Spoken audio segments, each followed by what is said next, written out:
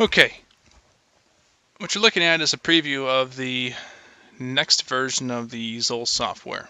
The first thing you're probably thinking is it looks the exact same, and it really kind of does in most aspects. However, there's some certain things we're going to talk about today about why the things have changed and also what has changed. So the why is more or less what they've done with what we're calling version 3, or what we'll call version 3 Nemesis, is they've put things more in line with ICD-10 codes and more in line with the way the rest of the healthcare industry codes things. So certain items will look the same, but certain items will look different. And we'll talk about the changes only.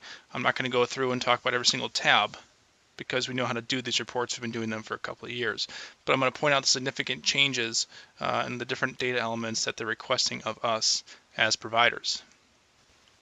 For our crew members, one thing that's going to be different is they want to know the level of care of the unit. You can see that the list is worded differently. This used to be a much larger, more inclusive list, and there's certain controls we have where we can turn on and turn off certain options to make it more pertinent to what we do in our system.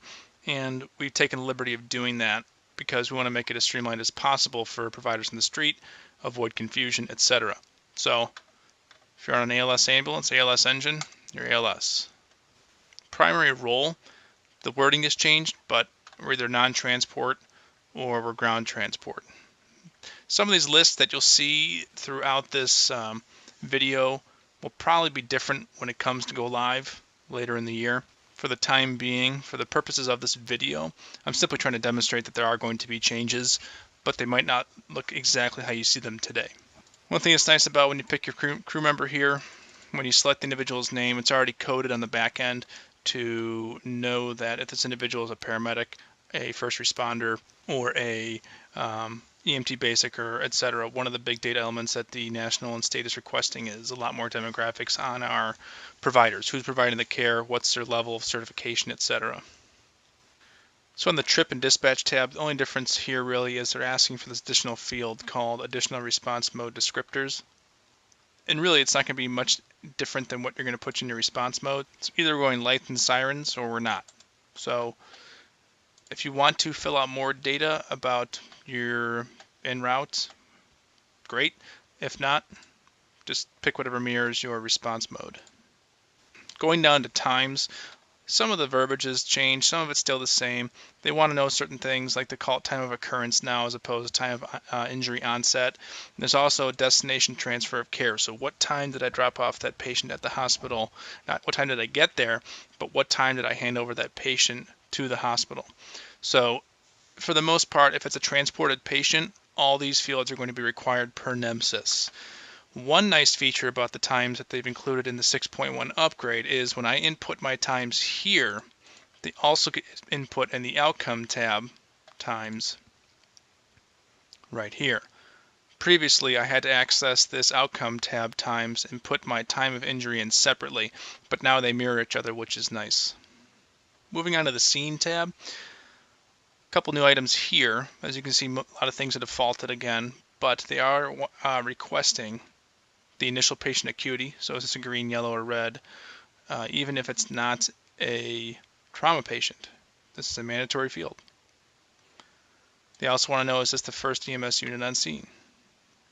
Down at the bottom, we've changed the way we worded it, so you get the officer, caregiver 1, and caregiver 2. It used to say driver and firefighter paramedic, but sometimes your driver was your firefighter paramedic, and your person on the second line there would have been a firefighter, which really isn't congruent with the certification levels. So just to make it more generic, we decided to term it as caregiver 1 and caregiver 2. Moving on to the patient tab, one change or one added feature to 6.1 is the inclusion of these no smoking signs, or the not symbols as they call them. When I click on it, it gives me the ability to report something as not documented, such as they didn't give you a name, they are unconscious, and you'll see these spread throughout the report in different areas where we can make things not applicable. One of the other items too, not sure if we're going to keep this in or include it. It's not a NEMSIS requirement, but it might be nice for your EMS coordinators, your individual departments. They might want this information reported. So we'll find out. Cert CMS. The CMS condition code, which used to be right here, has been turned off because it's no longer required. Cause of injury, when we click here, it organizes our causes into different trees here, allows us to kind of pick a more inclusive list, and it is the new Nemesis list of injury standards here. Past history is a little more of an inclusive list as well. You can see there's better options to drill down to certain things. Our medication list is 5 times larger. Again, here's one of those not symbols I can click, none reported, as opposed to having to dig through this list to find the none. Our allergies have been divided into medications, medication groups, and environmental or food. If there's no known allergies, we can click at the bottom here, and it tells us accordingly. Adding an assessment, everything pretty much is the same. The only difference really is under circulation. They want a little more information as to how you assess circulation. Also, neurological has a much larger inclusive list as to what may or may not be going on with your patient from a neurologic standpoint. The national and state levels have added this protocol tab, and what they are requesting from us is what protocol did we use to treat this patient. Currently they're requiring it. They want to know generically what we did, but it also has this nice little option to have a not applicable symbol put in there. So I'm going to find out from the state if this is something that they truly want reported, or can we kind of breeze over this and make it a little bit simpler. I'll find out. Trauma's been organized a little differently. Same ideas, same concept, same items. A few ones that have been added, but for the most part just organized a little bit differently. The other tab, they've removed a couple items and moved height of fall into here, but for the most part, same information. Cardiac arrest, they actually want to know yes or no if this was reported. So even if you had a medical patient or a trauma patient where there was no arrest, they still want you to put a no in there. So I'll look into defaulting that. But if you do have one and it's defaulted to no, we got to make sure we're clicking yes and reporting this information because it is important. Looking at vital signs, really not a whole lot's changed. Only difference really is the stroke scale. They want to know a stroke type. So what type of scale do we use to assess this individual for a stroke? Otherwise, you might have some different options in your menus here, but pretty straightforward. The outcome tab here, this is where they're asking a lot of new information and certain things that to us really doesn't make sense, but the good thing is we've been able to default some of those items, such as emergency department disposition or hospital disposition. 99.9% of the time, we're not going to know what this individual's discharge disposition was. So we've defaulted those to not known, but it is a national required element that they want to have reported. Currently, the patient disposition tab, so previously where we'd select our treated, transported by EMS down here, this is the one that they now give us to choose from. As I said before, there's certain lists that we can take things off and pare them down and make it a little more user-friendly. So by the time it gets to you in the street, this list will probably look a little bit different, a little more streamlined, and hopefully to avoid confusion, because there's a lot of different items here. We want to make sure everyone's kind of on the same page with what to select. Again, just like when we were reporting our en route information, such as lights and sirens, they want to know transport information. So our transport mode descriptors is another one. So our priority is going to be lights and sirens perhaps, and then we're going to select lights and sirens, or if there's something else you want to report, you can report it here, but it is a required field. You'll notice in the drop-off they've added a couple fields. One of them is hospital designation and also hospital inpatient destination. These have been defaulted to hospital general as well as other, because we don't really know again where this patient's going to end up by the time we finish our reports.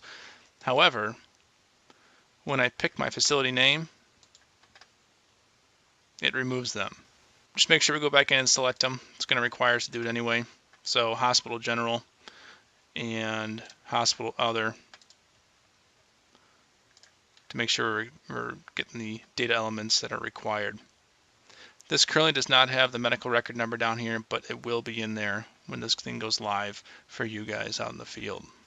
One of the big differences in the new way they're doing the report is the way they're completing reports. And previously we click complete PCR and you get the little box that comes up here, and that's still an option, but the nice thing about the way they're doing the new complete call rules when we hit the complete button is that it's going to come up down here with what we're missing. So it kind of leaves this open. I can look to see where things are, and I can scroll through here to see where my issues are. And if I click through tabs, it's still going to keep me in this complete call mode, if you will, so I can fill in the fields I need to while clicking through my report. Now if I click down here at the bottom, it's going to pull up this box, and it's going to have a little more data, a little more information about what it is we're missing. So I click here, it takes me to my route time. If I don't like this format, this view, I can still get the old view by clicking on this list mode, this list button here, and it kind of looks similar to the old setup. Now when I click on it, it's going to take me to this box. Click that again, and it'll take us to where we need to be. So keeping it as simple as possible, these are a majority of the different things we're going to see with changes in the new 6.1 software. It's going to take some time to get used to because the rules are going to be a little bit different. There's different fields that are going to be required. So there's going to be an adjustment period with this. I understand it looks pretty simple now, and I'm hoping that it's very simple when it comes out. That's our goal. But there's a lot of different rules, a lot of different items that have changed in the background of the software that we're hoping go smoothly. Again, a lot of these fields that you're seeing here today might be altered by the time it comes out to the street in a couple months. We simply want to give you an introduction as to kind of what these changes are, what they look like. The data elements I'm talking about are still going to be required, but they just might have different names, different titles, different menu selection options. So we'll definitely keep you guys apprised as to what changes. Thanks.